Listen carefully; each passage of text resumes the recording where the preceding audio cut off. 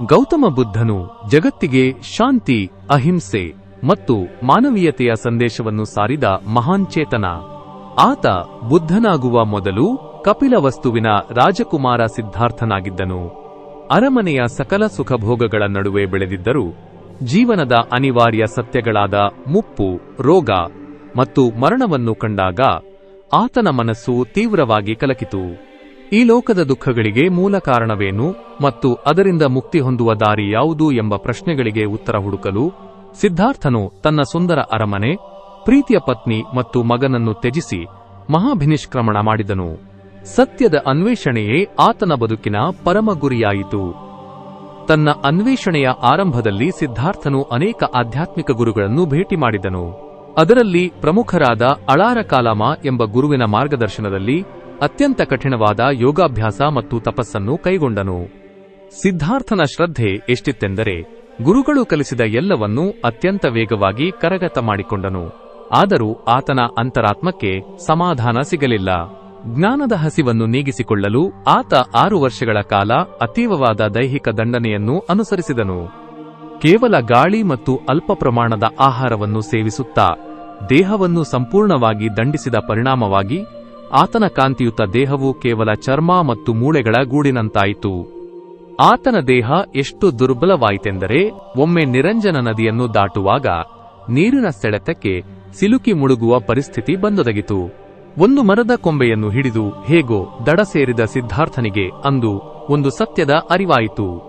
ದೇಹವು ಶಕ್ತಿಹೀನವಾಗಿದ್ದರೆ ಮನಸ್ಸು ಜ್ಞಾನವನ್ನು ಪಡೆಯಲು ಸಾಧ್ಯವಿಲ್ಲ ಎಂಬುದು ಆತನಿಗೆ ಮನವರಿಕೆಯಾಯಿತು.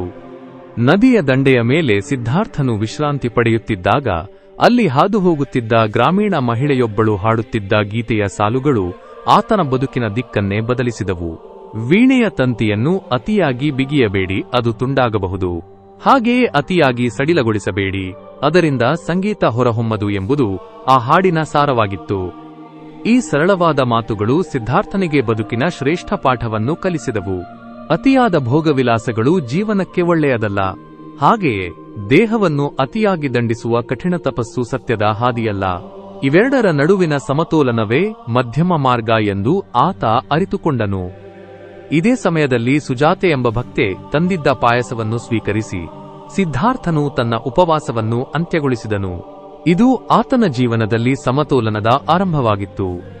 ನಂತರ ಸಿದ್ಧಾರ್ಥನು ಒಂದು ಬೋಧಿ ವೃಕ್ಷದ ಕೆಳಗೆ ಕುಳಿತು ಸತ್ಯದ ದರ್ಶನವಾಗುವವರೆಗೆ ನಾನು ಈ ಜಾಗದಿಂದ ಏಳುವುದಿಲ್ಲ ಎಂಬ ದೃಢ ಸಂಕಲ್ಪದೊಂದಿಗೆ ಗಾಢವಾದ ಧ್ಯಾನದಲ್ಲಿ ಮಗ್ನನಾದನು.